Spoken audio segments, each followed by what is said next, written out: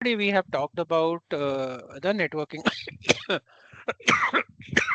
We were talking about the networking devices. Okay, so we have created a small architecture diagram, right? So a continuation to that, let's discuss few more things, and then we will go to the Linux administration basics. Okay, so if you see my screen, this is the diagram we built. Okay, so we have talked about the switches, router, and we have talked about the different locations and everything, right? So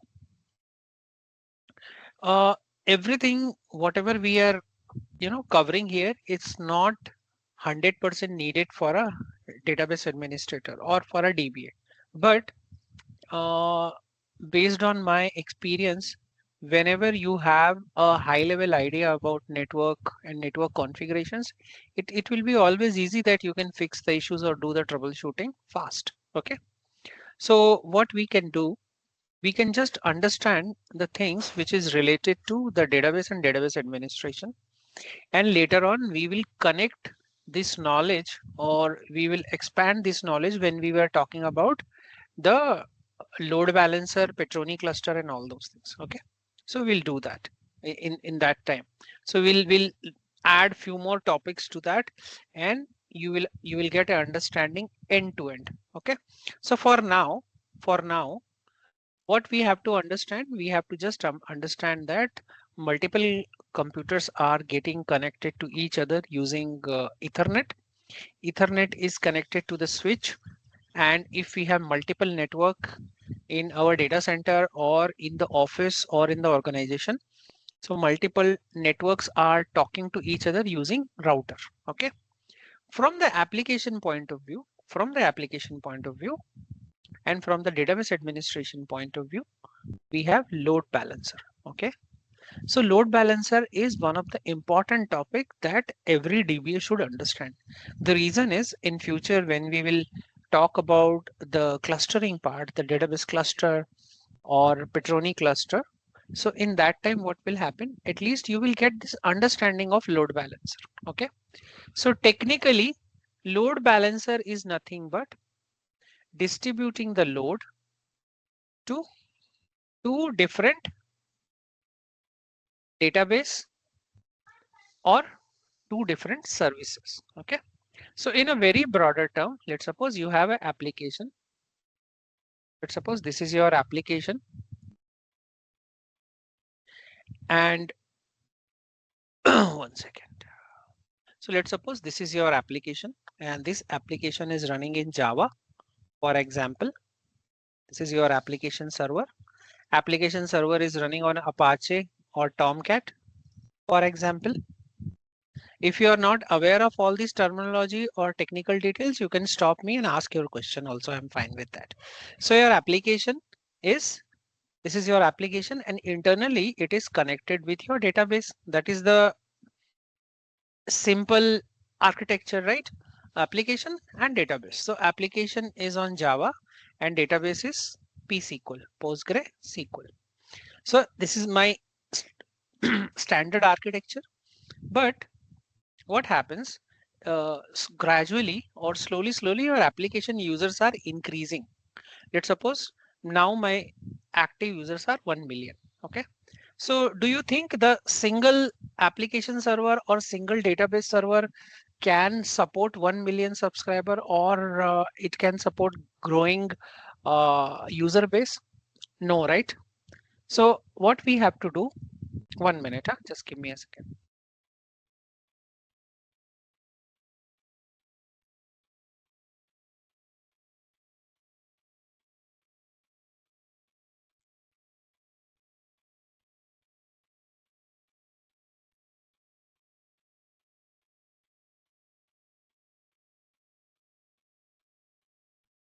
So there is a database and there is an application.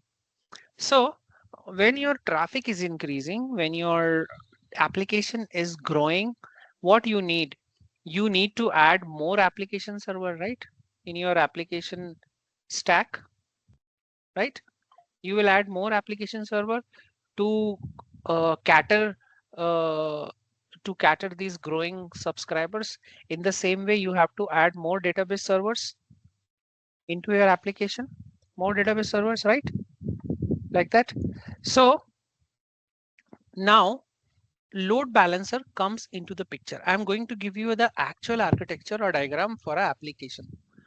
So let's suppose you have a application,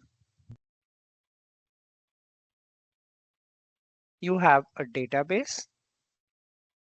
Okay, so application server also we are increasing. Let's suppose I have 3 application servers. I will call it 1, 2 and 3.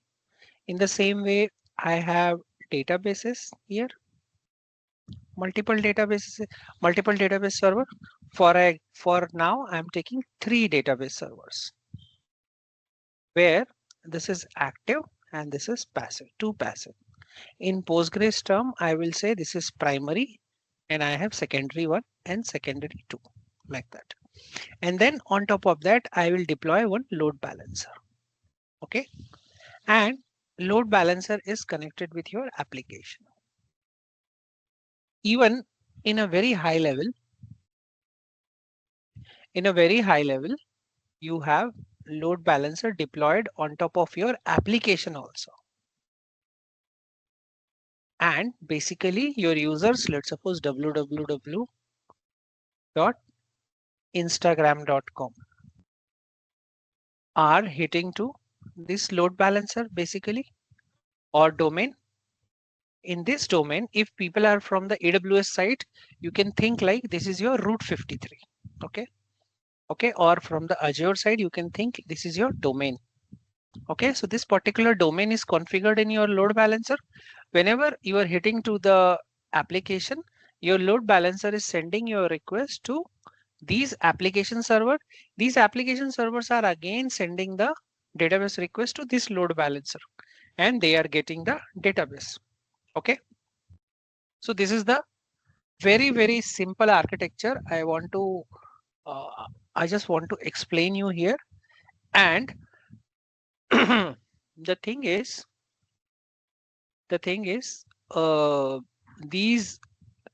this particular architecture is just a very simple one. In future, we might add few more components to this to explain you the overall Postgre architecture. Okay. So here, this is my primary node. This is my secondary node. Your load balancer can be configured on multiple ways.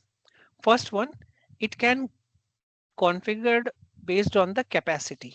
Let's suppose this particular application server or the database server is 95% utilized. So how we can decide this is 95% utilized? We can decide based on CPU, based on RAM, or based on the concurrent processes. Okay.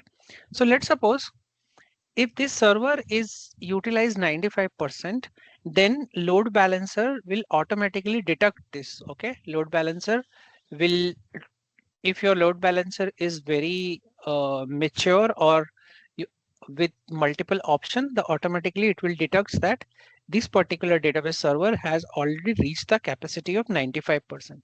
Then it won't send the new request to this particular database server. It will send it to the new one like this.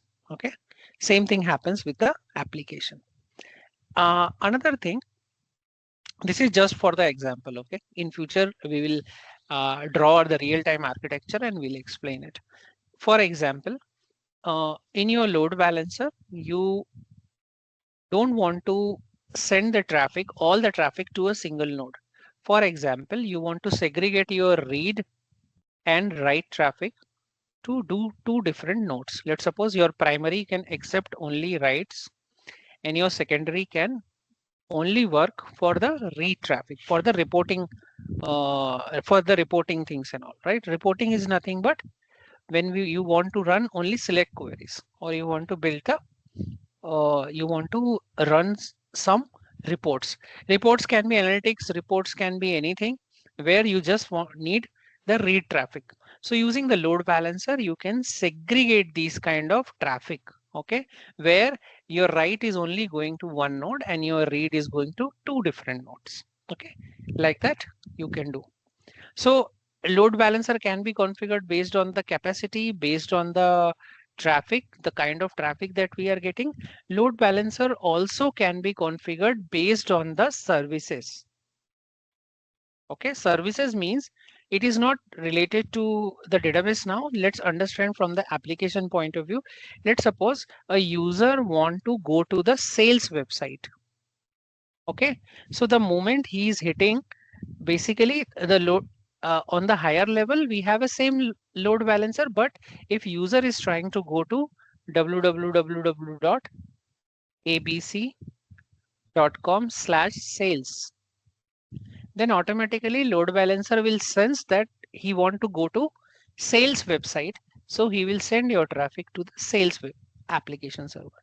If he want to go to HR website, then what will happen? The load balancer will sense then he want to go to the application, HR application. Yeah, Rohit, please tell me.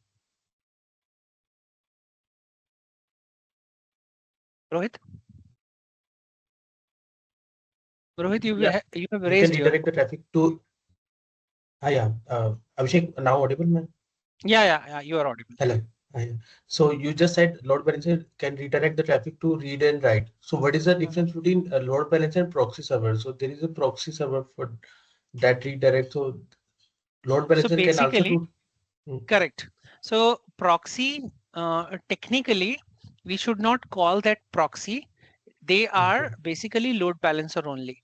Okay, Yeah. but just because some tools use the name proxy, because I'm going to come to the proxy also. Proxy has a little different meaning, but they work as a load balancer. Okay. Okay, so they are nothing but load balancers. So Okay. what are the common load balancers we have in terms of the database? We have few load balancers. Let me give you, Yeah, let me please. show you that, because that is very important. So basically, the first one Proxy SQL. is HA proxy. Yes, proxy SQL is also there. So we have HA proxy. Okay, we have proxy SQL. Proxy SQL is very famous. Okay, we also have MaxScale. huh? Which one? MaxScale, I think MaxScale. MaxScale is MaxScale for also there. MariaDB. MaxScale is mainly for the MySQL related thing. MaxScale. Okay, and we have a lot of other load balancer which is developed by different people. Okay. So if you go to I think one is Vitess. I don't know if I'm spelling it no, correct or not. Vitess. It's Vitess is a little different thing. Vitess is a sharded cluster basically. okay. Vitess is a sharded cluster. Sharded cluster is nothing but when you are same your database sets are residing in multiple nodes. Let's suppose sharding is nothing but you have a employee table. In the employee table, salary is 10 rupees to 100 rupees, 100 rupees to 1000, 1000 to 1 lakh. Let's suppose this data is growing like anything. You have petabytes of data. So what you do, you use Vitess or the sharding technology to distribute this data into multiple nodes. So 10 rupees to 100 rupees data will be here. I will call it set 1, set 2, set 3, and set 4. So set 1 will reside here, set 2 will reside here, set 3 and set 4. So here I will use a query router, and query router will decide on which particular set I have to send the data. So let's suppose someone said select salary from employee where employee salary equal to 1000 rupees. So where my request will go? Which set? In which set I have 1000 rupees salary? Node 3, right? Third. So this is nothing but a sharding technology. We will come to that in our one of the class. We have sharding also. So Vitess is used for YouTube. YouTube is configured using Vitess. Flipkart is also using Vitess. Vitess MySQL. So Vitess is very powerful tool, but it works in a different way. It works on sharding method. Can you see here? Vitess is used in YouTube. Vitess is also used in Pinterest. Vitess is also used in HubSpot, Flipkart, Etsy. So this is open source or license source product? Right? this is open source product. One segment of this is open source. Yeah, One it's a segment open is source or license product? it is open source. It is open source, but if you need some kind of support or something, then I think you have to take the contract from them. Okay, makes sense? What is Vitess? Vitess is not load balancer. Vitess is sharding technology, sharded cluster. If you want to build a sharded cluster on MySQL, you can use Vitess. Right? Is this clear? Whatever I've explained here Okay. related to Vitess? Okay. Now, yeah, please. I have a Someone doubt. have, yeah, please. David here. Yeah, David, good The morning. thing Tell me. is, it's a kind of partitioning, correct? In the which have been used in It's a basically logical partitioning of your data. Let's suppose YouTube, when the YouTube has started, it might be a 2 terabyte, 10 terabyte of database, right? So Yeah. later on, what happened? The YouTube is growing like anything. Now, to handle that large scale of database, they don't know how to handle it. So what they did, they segregated their database into multiple parts. So even this is a single Vitess cluster. Even under that, you can create multiple nested Vitess cluster also. So let's suppose a user is calling from India and he want to see something related to, let's suppose, a video. Okay, so based on the load balancing itself, they calculate that which particular Vitess server will be responsible to serve the metadata of this particular video. Okay, like that they have configured. We have a very detailed session on sharding, so I will explain you on that. But is that clear? At least sharding. Otherwise, you will get confused that Yes. where to use Vitess, where to use load balancer. So currently, we are only talking about load balancer. Load balancer is nothing but balancing the load based on the condition. Condition can be capacity, condition can be read-write traffic, condition can be application, condition can be port also. Let's suppose I want to hit a application which is running on 8080. Then my load balancer will sense, okay, he want to access something on 8080. So he will send the traffic to 8080 service or 8080 or any traffic 443, something like that. Okay, so it's like this is just a high level that I'm touching upon. We will go into the more depth into when we are doing Petroni cluster. Okay, that time we will talk about all kind of load balancer, everything. Okay, make sense? At least for now you are clear, everyone? Any question? Anything comes in your mind before I go next to the next topic? Abhishek, this is for proxy SQL for Postgres, right? Sorry, come again. No, this is for proxy SQL for Postgres, right? For load balancer. Proxy SQL you can use PG pool. You can use PG pool. You can use PG bouncer. And also you can use proxy SQL for Postgre. And also you can use your own solution developed in Golang, Python or Java. For your example, PhonePe.com is using their own developed load balancer. They are not using any proprietary technology. Same like Yahoo.com. Yahoo.com is using its own load balancer. They have developed in using Python and I think in Perl they have created. So if you want to see that these load balancer technologies, just go to GitHub. If you want to see the proprietary one, the who's using what, simply type load. So basically, there are a lot of load balancers available, or you can type the proxy, database proxy, DB proxy I will explain about proxy also, okay, in a minute. So can you see here? People have developed the software proxies also for the database. So you have built-in solutions. Also, you have libraries available which you can use based on your requirement. Okay.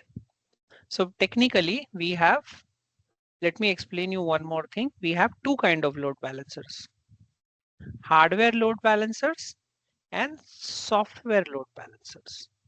So hardware load balancers are hardware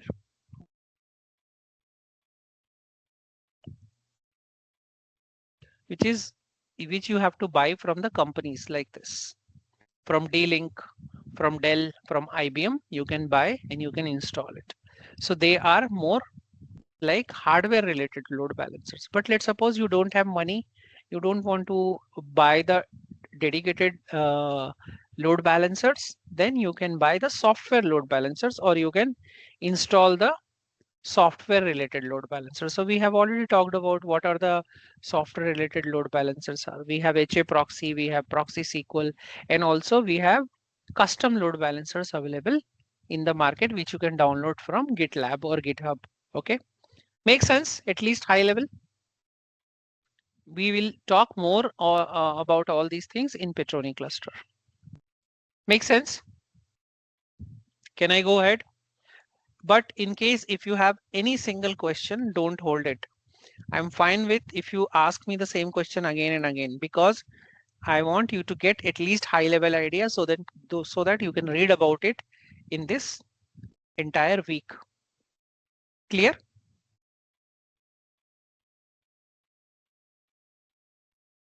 Any idea? Sorry, any question before I go ahead?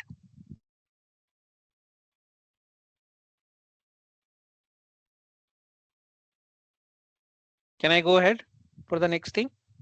Yes, sir, All you can. good? Yeah, yeah.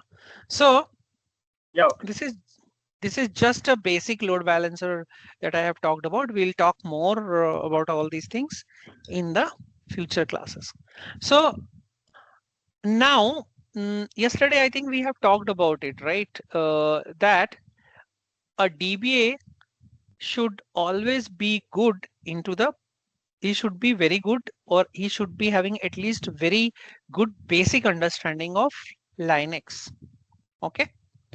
So first of all, I want to just do a small recap. How many Linux versions we have, or what are the common or famous Linux flavors available in the market? Anyone? Ubuntu, RHEL, Alma Linux. CentOS, Ubuntu, Alma CentOS. Linux. Very good. Ubuntu, Alma Linux, RHEL, Cent, Rocky Linux. Rocky Linux we have. Okay. So these are the famous Linux flavors available in the market. Okay. So whenever you have to understand any operating system into the depth, or at least into the basics, I always suggest that you should understand the file structure of any operating system. Okay. Why I'm telling you why you should understand the file structure? If you understand the file structure well, then what it does, you know which particular file or directory is responsible for a specific purpose. Okay. So let's suppose if you're using a Linux operating system for your database servers, if you know which particular file or folder is used for which particular purpose or utility or application, it always makes your life easy. Okay. So first topic, or I would say the concept is in operating system, the file system. Okay. So each and every file or file folder have its own meaning. Okay. So what you have to do, you have to understand it in a such a way so that you can refer it to with the different use cases. Okay. So the first one, and second thing, if you go to any Linux operating system, any Linux project, you will find these folders are common. Here and there you might find 5 to 10% difference, but 99% you will see these folders are same across any Linux and Unix operating system. Abhishek, So can you what? zoom in that Linux file system? Yes, yes. Okay. So what is the first folder that we should be consider is /bin. First of all the file systems are coming from your root file system, which is nothing but /. So / is called as a root file system. So root file system is nothing but C drive of your computer. Okay, the people who are from the Windows side, just consider this as a C drive, and all the programs, all the folder starts after C only, right? Let's suppose c.app/db, something like that, right? So here I will consider this C drive as a root partition or root file system, and after that only all the other file systems will start, or all the file systems are residing under the root directory. You can tell in this way also. Okay, so what is /bin? So all the binaries or all the commands, let's suppose you are running any command, like you run cp command, ls commands, all these command binaries are residing under the bin directory. Okay, and until and unless you have any specific need, you should not go and modify anything under the bin directory. Okay, so it is nothing but it's like C program files or C Windows 32, Windows 64 kind of file folder. It's like you can consider if you are from the Windows side. Okay, what is sbin? Okay, sorry. Sbin is nothing but system binary. Like /bin is user binary, in the same way sbin is system binary. So what is the system binary means? All the system admin related utilities like your reboot command, shutdown command, mkfs command, or ipconfig command comes from sbin. Okay, all the system related thing comes from sbin. You should not touch it until unless you have any specific need. And sys system binary or sys is owned by root user. We'll talk about the users also, but let's understand the file structure first. What about etc? All the configuration file, let's suppose all the password related configuration, all the storage related configuration is residing under the etc. Or if you want to see any configuration file of the Linux, you will go to the etc folder. Let me quickly start a virtual machine so that I can show you on the screen also. Okay.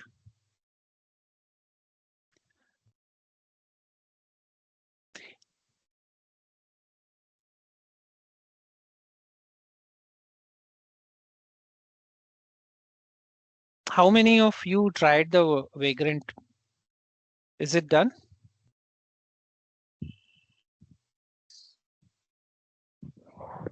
Yes, Not Abhishek. yet.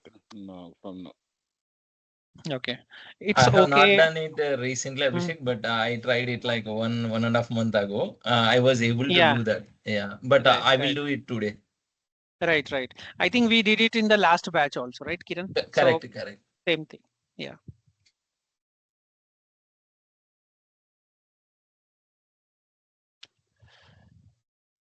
So let's understand all these things directly on the screen so that it will give you more understanding of what I'm talking about. Okay. It's not 100% mandatory that you understand everything, but at least high level, you should know which file goes on which directory. Okay.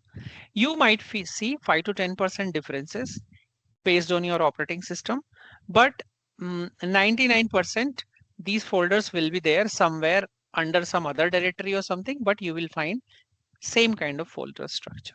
Okay, so just bear with that 5 to 10% in case if you don't find some folder under the root, because what happens based on the version, your operating system version and all, sometimes they change the name or they use it in a different place. Okay, but you can find it very well.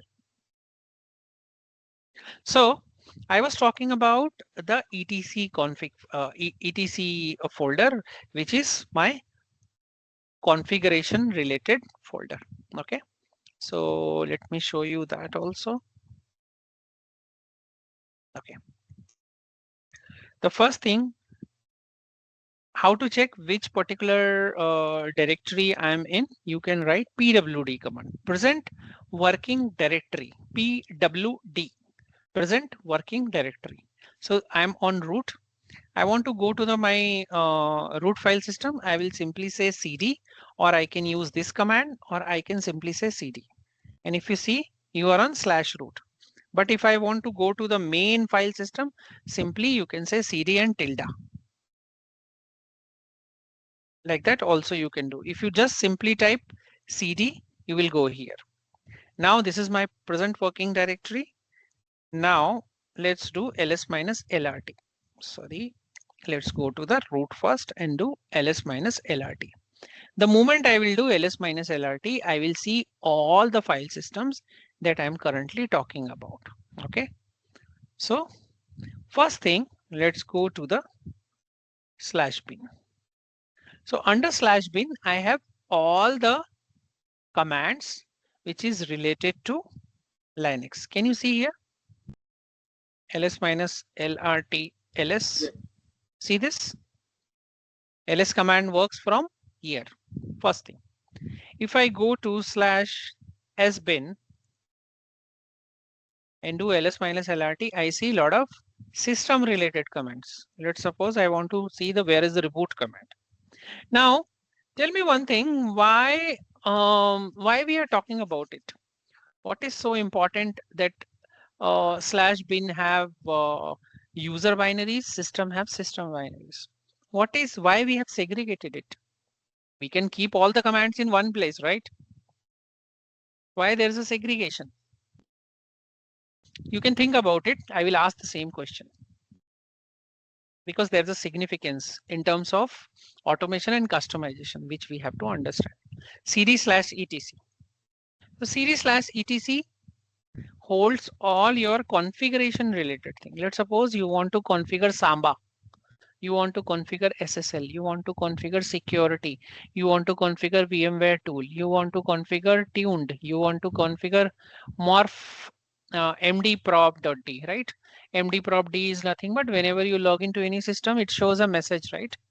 So you want to configure that. You want to configure sysconfig related thing. So all the configuration related things are working from here.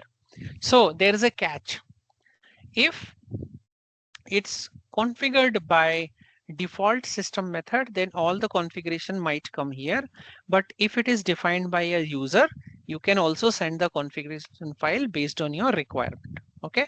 But for the basics purpose, when you install the operating system, by default, you see all the OS related config file under the /etc. Okay, make sense? So mean to say, this is not mandatory that you should keep all the configuration file here, but by default, after installing the OS, you can keep it here. So it's like, it's not mandatory that your program file should go to C program files. Sometimes we move it to some other directory also, right? Based on our requirement, we install it on D, E, F, something like that. So in Linux also you can do like that. What about the next file system? The next file system is /dev. So /dev is responsible to keep all the device related files. So what are the devices that we use in the software, in the hardware? We use disk, we use terminal, we use USB drives, we use printers, all those things. So all the configuration or file related to that lives here. Okay. What about proc? Let's see, proc. /proc is responsible for all the virtual directory containing information about runtime system information or process. Okay, let's suppose I want to see how many CPUs I have. Okay, so under that I will find a command called CPU info. Can you see this? The moment I write CPU info, CPU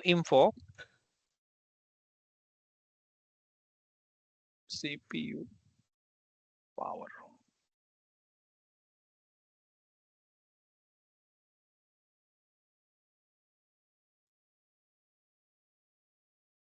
It's supposed to run CPU. Command not found. CPU.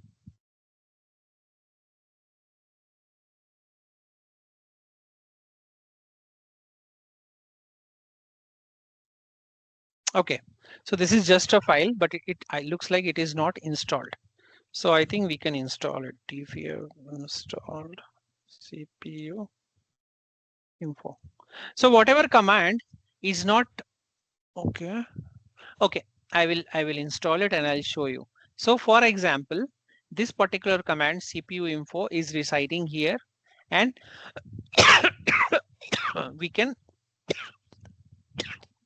CPU power is installed, but CPU info is not installed. CPU power info. Okay, so if that particular command is not, the file is available, but the particular command is not installed, we can also use to see the CPU related information. We can use LSCPU. Can you see this LSCPU? And LSCPU is running from where? LSCPU. Okay, so it is user binary related command. So it is running from /user bin. It is not a system related thing. It's not running from here. So proc is basically related to all the device and your runtime information related. So what could be the runtime related things in the operating system? Can someone tell me? Any idea? First of all, what is runtime? Runtime means Okay. when your operating system is up and running. Up and running. So in other words, if you go to task manager, and if your task manager is running these particular things, this is nothing but uptime system and process. So if you want to see from which particular directory or from which location it is running, so it is sending you, you can identify like this, right? So this is nothing but a process, right? EXE is nothing but a process, right? Which is running to cater this particular software. Let's suppose I'm using Microsoft Teams. I want to see which runtime file is responsible for this. So I can simply go and click on I think it is keep on changing. Let me take something else. So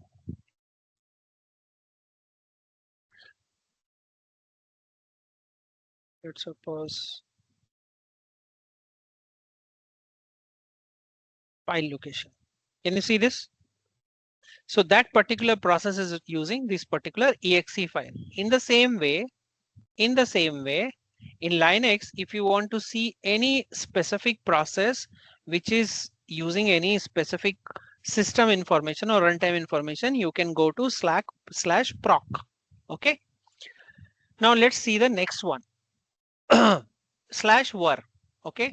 So /var is nothing but there you are keeping all the variable files. Okay. So that's why we call it /var. cd /var. So var is nothing but all the variable related files. So variable is nothing but, like, let's suppose you want to keep some kind of cache, you want to keep some kind of log, you want to keep some kind of variable which can be used for your application or the runtime utilities. Okay, for example, let's suppose I want to create a log file, runtime log file. So I can use this particular directory. Can you see here? All the cron related things are going here. All the VMware related logs are going here.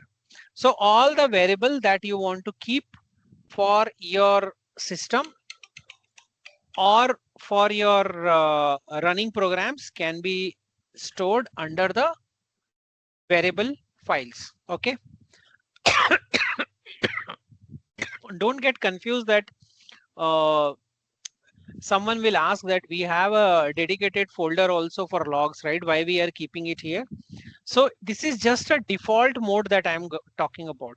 It's like you can keep your logs on /opt also. It's not like that it's 100% mandatory that /varlog is going to hold the log. It's not like that. It is just a default file system that we are talking about.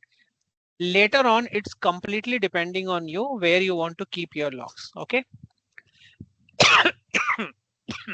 /temp. So why do we use /temp? Any idea? So /temp is used. Hello. For temporary, to keeping the temporary file. Very good. So just to keep the temporary file, just the files which is responsible to run some kind of program, and later on, if that particular file is not required, it can be wiped off or it can be deleted automatically over the reboot. Okay, so there's an important interview question that people ask related to /temp. Let's suppose I have a very important script which I want to keep or which I want to preserve it for a long time, and I have saved that file accidentally on /temp. Do you think this file will be there for another 1 year, 2 year, 1 month, 6 months? No, I don't think, not sure. no, not sure. Yeah. The temporary file will, the OS team will regularly clean up, will do that. Correct. First thing is manually cleanup is there. Another thing, whenever you are keeping anything on /temp, if it is not required by OS and someone has accidentally rebooted the server, all the temp will be, all the human generated temp will be deleted automatically. So you should not keep any important file under the temp. Is that clear? Yes. So temp is like your system of database temporary file table space. The people who are from Oracle side, they can think like it's a temporary table space. People are from the Postgre side can think it's a PG temp. People are from the Mongo side can think it's a temporary segment. Okay. People are from the Mongo side can think it's a MySQL. People are from the MySQL can think like it's a temp. It's a InnoDB underscore temp configuration, something like that. Okay, make sense? USR. What is USR? USR is nothing but the user level application and utility. So let's suppose tomorrow in future, suddenly you think that I don't want to use these commands. I want to develop my own commands in C++ or Python or something. So what you will do, you will write your command or you will develop your utility or you will create your program and you can put it here in /USR directory. Okay. Home directory. What is home directory? Home directory is nothing but a directory where a user home related information goes. Let's suppose who is the current user? For example, let's do the ID command. I'm the current user. If I do pwd, it will take me to my home directory. Or if I do cd, let's suppose I am on temp, for example. The moment I press cd, it takes to me to my home directory. Okay, /home is the directory where all the user home related file goes. Mean to say, whatever he is doing on his desktop or in his user login, by default, all the file goes to the home directory. Okay. Tomorrow, if you create a new user, by default, there will be home directory for that particular user. Okay. Make sense?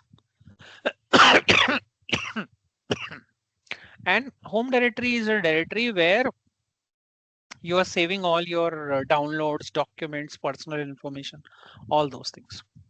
/boot, as its name pronounce, it contains all the kernel boot related information or the files which is related to booting the operating system. Okay. Until unless you have any specific need, don't touch any file on slash boot folder. Okay. You should not touch anything under that. What is the next one? Lib, a library. So system library. Let's suppose you want to store any system related libraries, or you are developing a program and you want to save any, like in Windows you have DLL files, right? You have mapping files, you have XML files, and you want to keep it there, so you can use lib files. Okay. What about OPT? OPT is considered to be a directory where optional application or user defined application goes. Let's suppose I want to install Oracle, so I can use OPT. I want to install MySQL, I can use OPT. So what is the full form of OPT? Optional application mount point. Okay, which you can use. MNT, /MNT.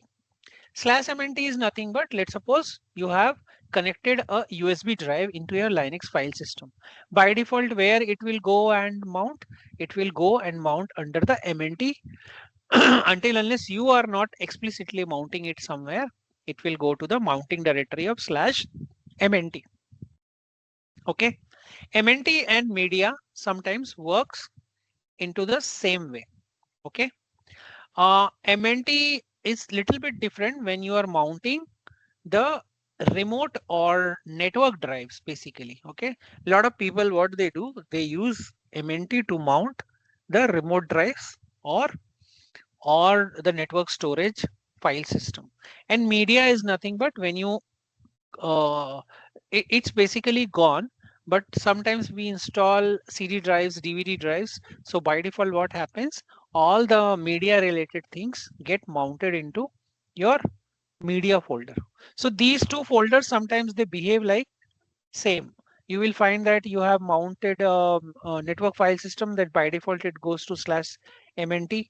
If you have connected a CD drive or DVD drive and you are playing a CD or DVD, it will go to the media. What is the purpose of /SRV? Okay, so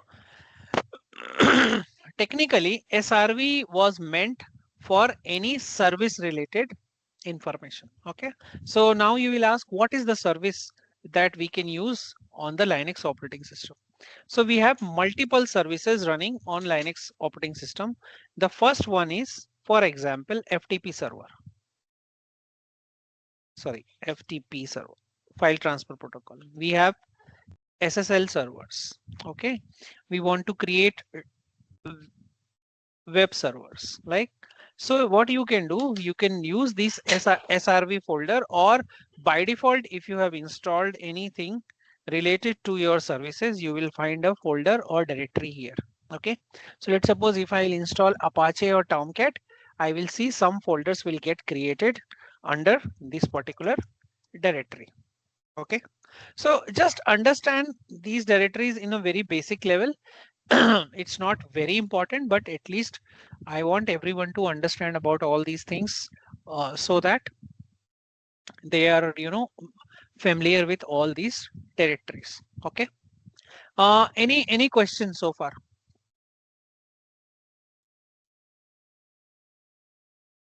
Anything which is bothering or related to this? Anything you want to ask about this before I go ahead?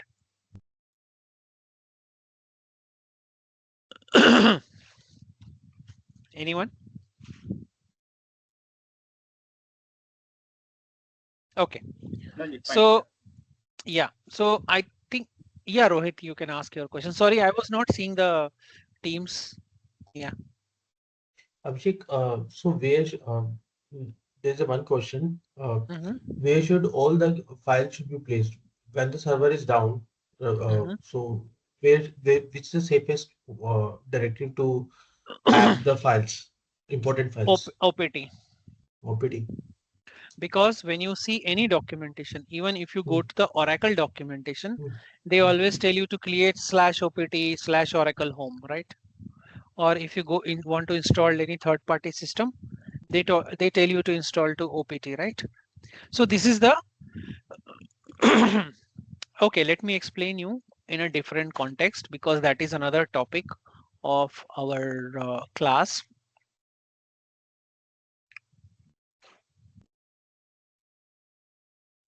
Sorry, my pen is little bit flaky. Okay, storage. Normally, for everyone, storage is just a storage.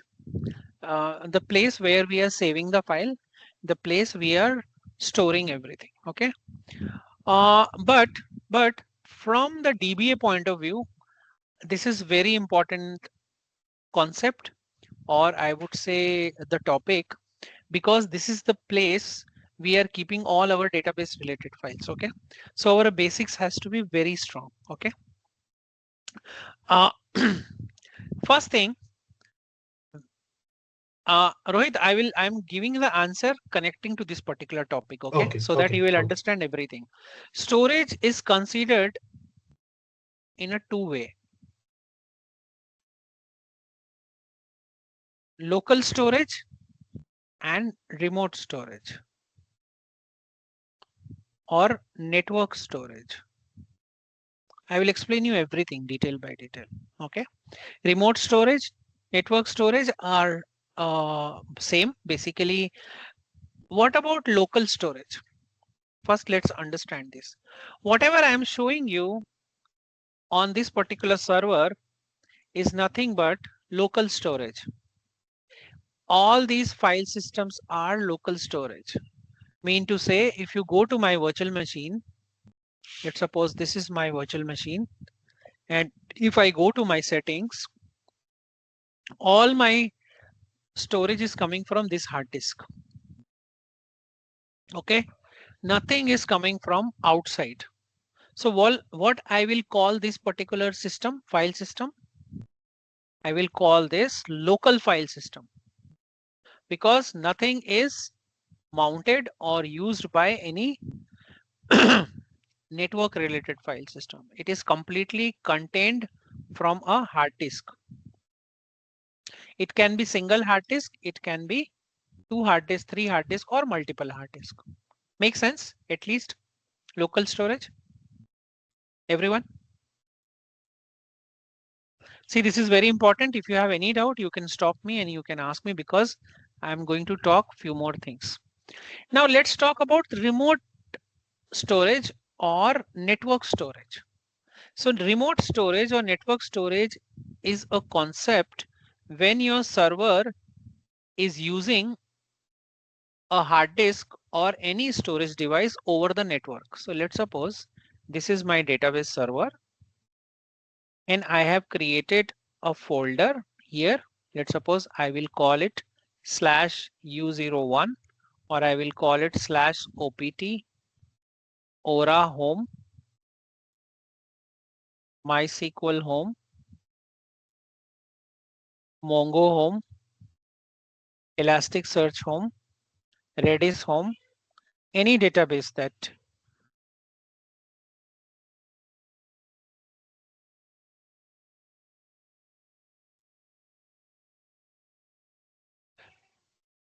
okay. So these are nothing but different mount points for a different databases. So let's suppose you don't want to use your local file system. Okay, so normally why we don't use local file system for database? Anyone with your experience? What is the downside? Why we We should have not? in Unix OS level, they are given only 20 GB or 30 GB of root file system, like temp, Mhm. user, and what. That is the owner by the administrator, like the log file Correct. or temporary file or some other related source code file will be there. Okay. Correct. Uh, So first thing is space. What is the Yes. next reason? Recovery and is permission, time. space, and then permission. Can you explain a little bit more what permission mean to say? Like, okay, got it. Permission mean to say you want to segregate that who will access which particular file system, right? Yeah, yes, like user or Okay. temp or whatever, where, like that. Yeah. Someone just said recovery. Yeah, Who's that? RTO. Yeah, Shiva. Good morning. You tell me like what you meant by. Okay, very good. RTO. Can you explain RTO to everyone? I know what is RTO, So, but I want everyone to understand this. yeah, so RTO is mainly like recovery time objective. Very Like good. something got crashed, Mhm. how much time it takes to recover the data uh, is called like RTO. Very good. Mhm. We do have So, this recovery point mhm, objective, like again, like till what data, what time the data can be mhm, recovered, how much data can be lost. right. Anyone else? So the He made a data, very good point. I will explain it. Yeah. hello. Yeah. So I would say that we should have a persistent storage where if Very good. anything happens to the server, right, the Mhm, data does not go away.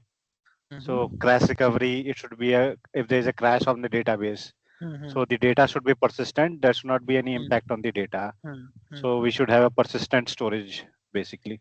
Very good. Second very important point, persistent. It has to be available every time, anytime, whatever it is. Okay.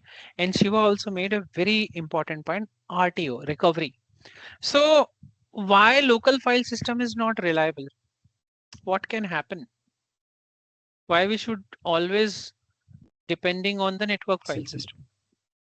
Security also, like Security also. corruption. Security is another thing that we have to consider. So let's So understand. Mhm, so in case of the OS corruption, right? mhm, If we are keeping our data in the local storage, our mhm. data will also get corrupted. So Very it's good. better we keep it in some network file system. Network file system. So I think we got the answer from all the side. Space, we need more space. If I'm using local file system and my hard disk is getting full to 100%, I have to buy a new hard disk and attach to my server, which is time taking process. Okay. On the fly, I can't uh, extend the space. Second very important point, RTO.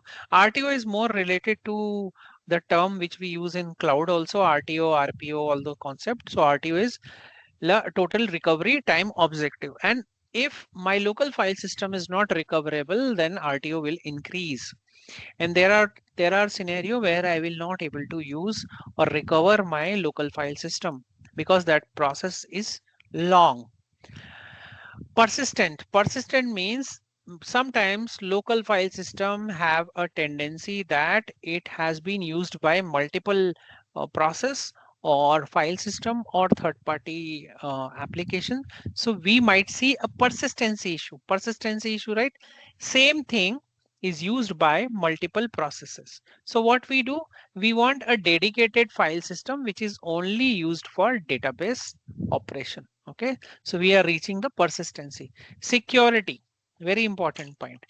So uh, when we use local file system, even we can maintain a security. It's not a big deal. But the the moment we use a network file system, we will we will get a lot of options to manage the security related thing. Okay. Okay. Security, we can have a more discussion. I will tell you multiple options to manage the security. We also call it RABC, role-based access control. Okay, for the security.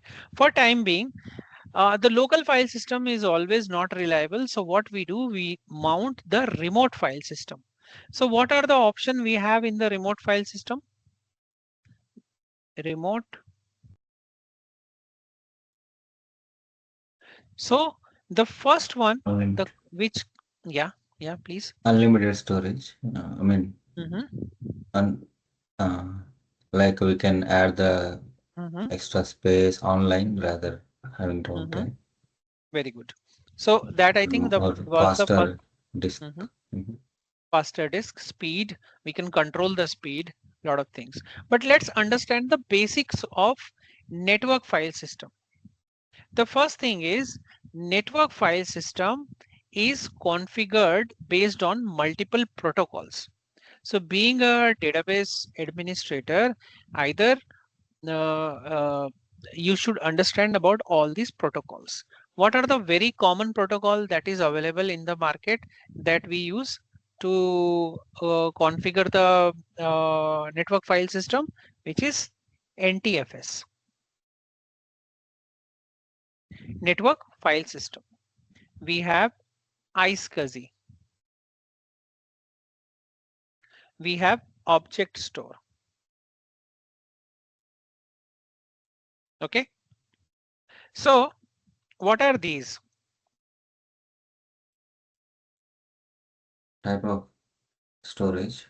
Type of storage. Every protocol or every storage protocol have its own properties, advantages or disadvantages. Okay.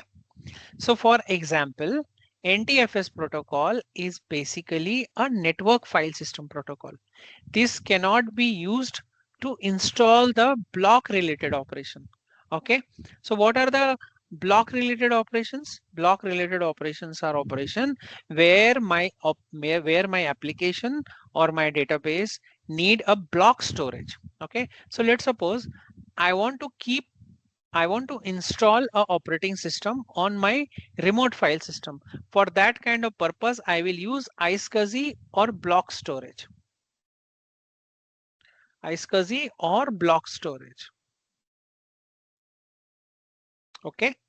If I want to install I want to share just files, I will use network file system. Okay. Now let's go to the third category of that, object storage. I want to store my file. I want to control the metadata of the file. I want to control the version number of the file. I want to understand what is there inside my file. For those kind of operations, I use object store. What are the famous type of object store we have? AWS S3, right? Even I can query my files like SQL. I can write select star from employee and object store will go and read the file and give me the output of my query. So what are that? Which technology is that? Is that we call that a technology AWS Select. AWS S3 Select. Don't worry, it is little bit confusing. I will clear it.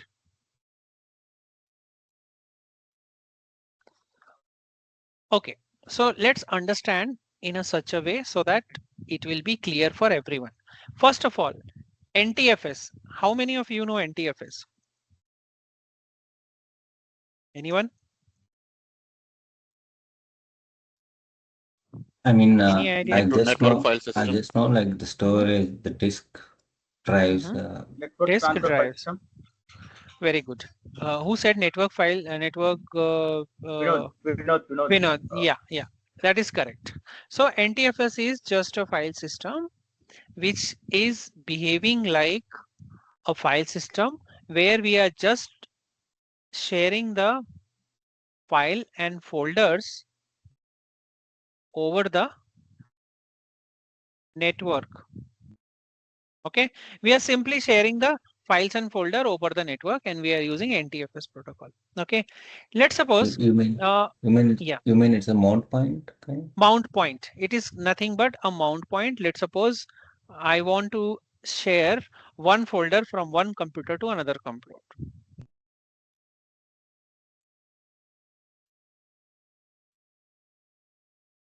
So basically, I want to simply share one folder. I have selected a folder. For example, I want to share this folder over the network to my friend.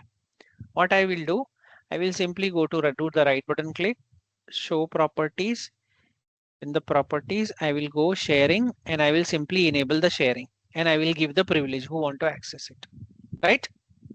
So this is nothing but over the network, I am making sure this folder is available. Okay.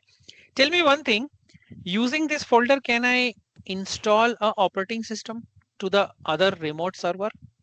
Let's suppose I have shared this folder V1 and this particular folder is available over the network. In my remote server, if I mount V1 Can I install a operating system on this? Yes. Anyone Not else? advisable. Yes, sir, we can. No, first of all, is it possible using network file system I can install OS? Software you can go. So I can store the file, I can store the folders, I can store my database related files, but can I install database or operating system on network file system on NFS drive? No. No, it has to Not be possible. root. It has to be a block storage. Then only I can install database or I can install, or my database software will support NFS, then I can install. If it is not supported, then I have to take the block storage only. Okay. So in that case, what I have to do on my storage area network or on my SAN, I have to go and create iSCSI drive and then mount that iSCSI drive on my server, and then only I can install the operating system or database. So what is this iSCSI basically? What we call it? We call it block storage device over IP.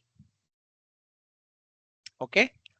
So NTFS is just a protocol to share file and folder, but it is not meant to install block related operation. And whenever you want to install any database, binary or any operating system, you need block storage. Okay. So people who are from AWS, they will understand this. AWS, in AWS, what is the block storage name? Anyone? S3. I think No. EBS, S3 is the object store. EBS. EBS, Elastic Block Storage. EBS, very good. AWS, EBS. And what are the other option available? Glacier.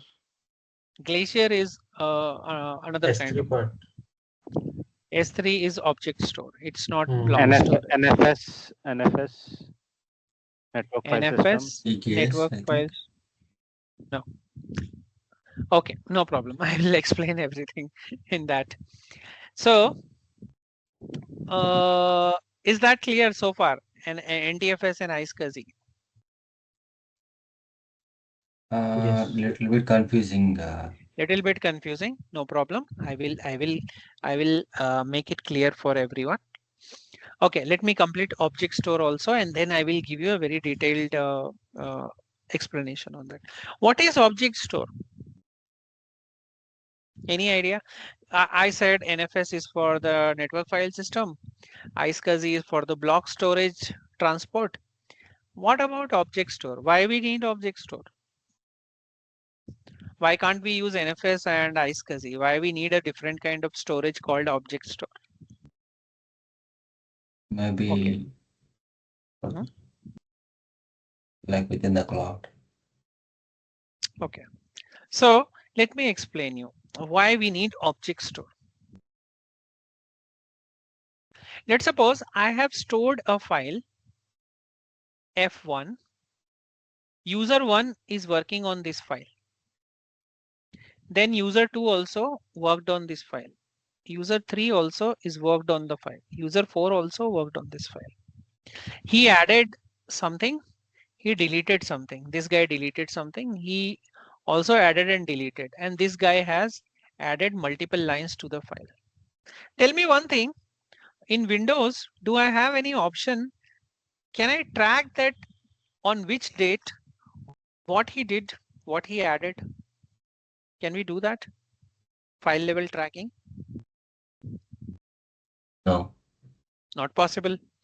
I want to understand how many versions of these files are available. Can I do it on Windows or any file system? Until unless I have Git or GitHub. No, right?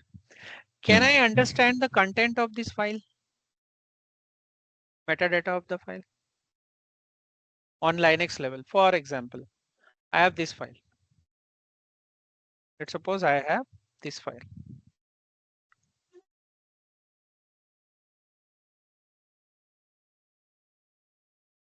I want to understand the content of the file. What is storing on all these things? Why it is lying on my computer? Why should I bothered about it? Can I delete it?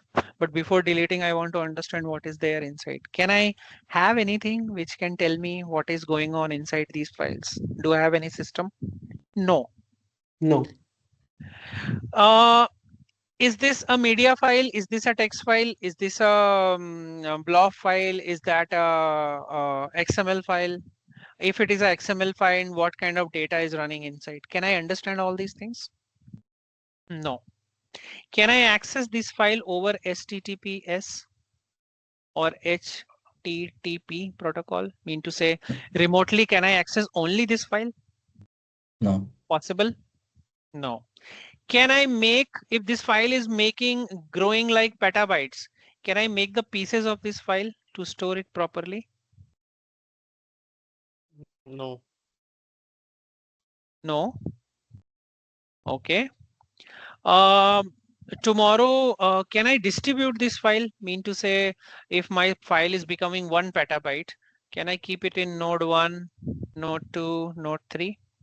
Yes. And whenever I need it, I will combine it as a F1. It is No. possible. No. Windows level on NFS and S3, it is not at all possible. And with the growing need of storage and file, we need object store. And what object store does? Object store provides you multiple options. First thing, it provides you version control. It provides you accessibility over the multiple protocols like HTTP, HTTPS, SMB, FTP, SFTP, lot of things. Okay. Second thing, it provides you a way to read the file and provides you a very detailed information. Okay, which is not possible on block storage and network storage. Now tell me one thing, what will be the use case of object store? Anyone? I think Yeah, to it will store take the some time static to. content. We can see the multiple versions of the file. Very good, Right. very good. Multiple version of this file. See, We this can is have the disadvantage. metadata. We can have the metadata for the files. Who said that? Raj. Very good, Raj. So what you will do with the metadata? What is so important residing inside the metadata? What will be the use case? The use case is, I am storing a photograph of monkey into Instagram, and today suddenly I want to run an advertisement for monkey food, and I want to show this ad to only the people who is interested in monkey. So what I will do, how I can show my ads to only the people who is interested in monkey? What kind of logic I can build? Anyone? Real-time question. To the this kind of question is asked to the architects also who designed the system. Or I want to develop a program. I have only 2 GB RAM. Normally in the Android system, I have only 2 GB RAM, right? 4 GB, 8 GB. But the kind of content that I see in the Instagram is very big. How I manage to show the content where I am only interested? How this kind of system works? Anyone? It works based on the object store. The first video that I see, let's suppose I'm watching a video of cricket. Automatically, one piece of the file is containing the metadata about my folder. Mean to say this video is related to cricket. The moment I see 2-3 cricket video, Instagram understand this guy is interested in what? Can someone tell me? He's interested on what? Cricket. Then automatically another 10-15 videos will come related to what? Cricket only. Cricket only. And cricket related object will come from where? From where it will come? Object storage. Object store. So what is the overall use case? Object store. Can I, if I store the same kind of file on NTFS and iSCSI, will my system will able to understand what is the content of that file or metadata of that file? No, not possible. Tell me one thing. I'm developing a system for airport where I want to track the human behavior so that I can avoid any criminal activity. So what I'm doing, all my cameras are recording the video of each and every visitors who's passing by to the airport. If I have a system or a recording where I can go and see the offensive behavior and I'm storing into my object store, and later on if I do an analysis, I can easily say, right, this guy is going to do attack or something, right?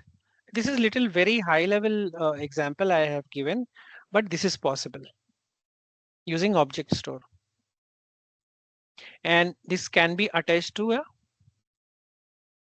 application kind OpenCV.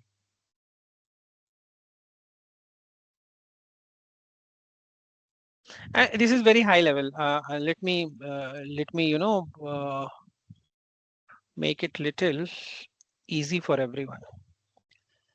Do you see these kind of things where he's just spreading his hand and system is telling it is hand? These kind of things where file related metadata is getting stored in the file. Anyone understand all these kind of things? Or motion control? No, sir. Yes. No. Okay. So basically all these systems are nothing but designed and developed over the object store, where I'm storing the metadata and I'm retrieving it based on my need. Okay. In going forward, I will, whenever the time will come, this is an extra piece of information, but let me simplify this process. Okay. So let's suppose I have a folder, I have PDF, I have Parquet files, I have text file, and I want to understand on which files I have financial data. How I can do that? If my storage is object store, then only I can run these kind of analysis. If it is a normal storage, it is not possible. So object store is a very, very vast topic, and that's why it is growing like anything in the market. Okay. And object store is also a option where you can run multiple kind of operations. Let's suppose using a single object store. Let's suppose this is my object store. Some people want to access it in India. Some people want access it in US. Some people want access it in UK. So if it is a normal storage like block storage or an NFS, it has a limitation that I can't make my storage available to the entire country or entire country related application. But if I have an object store, let's suppose I have AWS S3, I can make it available on multiple locations, right? It is possible, right? The people who already did the AWS, they will understand this. It is possible, right? If I have S3, can I make my AWS EBS available on multiple countries or multiple servers? It is possible. Can EBS can be available or can be mounted on multiple systems? No. No. If I want to do that, what is the option? We have the EFS. EFS. And EFS is again a block storage, network block storage file system, right? It doesn't have object related capacity to understand what is going on inside the files and all. So for that purpose, we use S3 buckets. Is this clear at least? Object store? It's a very interesting topic. Is this clear at least? What is Yes. object store and where to use it?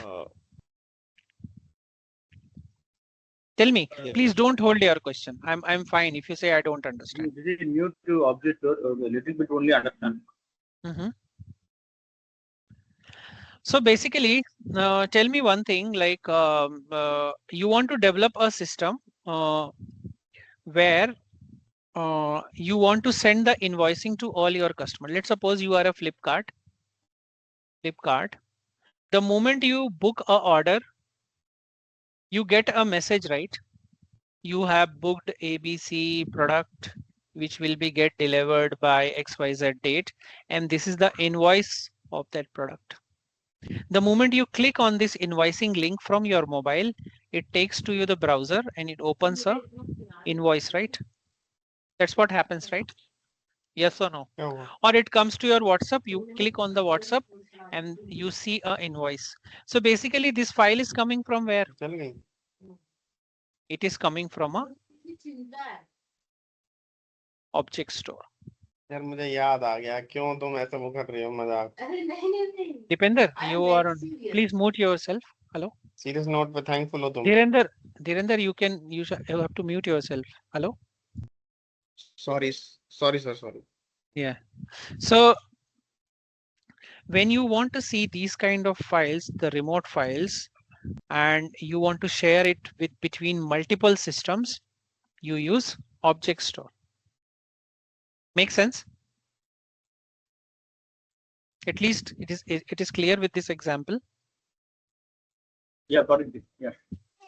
Second thing, object store can also be used as a small database. Now you will ask like how it can work as a database. Mean to say, whenever you are storing any file, you can also query the metadata of the file. Okay, like AWS S3 select. So if you go to AWS S3 select, you will find that you can simply run a select command over your files. Okay, just read about this article, you will understand what I'm talking about. Okay. Is it clear so far? Whatever we have talked about?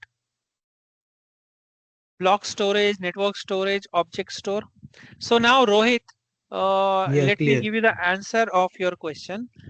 Whenever we have to store any important file, we should not store on the local file system. In normal scenario, you can store it. But if you are developing important on production ready systems, you should always rely on remote storage. Remote storage. In the remote storage, you have these many types of storage available. Based on your need, you can develop a remote storage. Can we take a 15-minute break? I think it's too much for everyone. So can we take a break? Okay. Yes. Okay. So let's take a break and we'll be return after 15 minutes. Okay sir. Okay.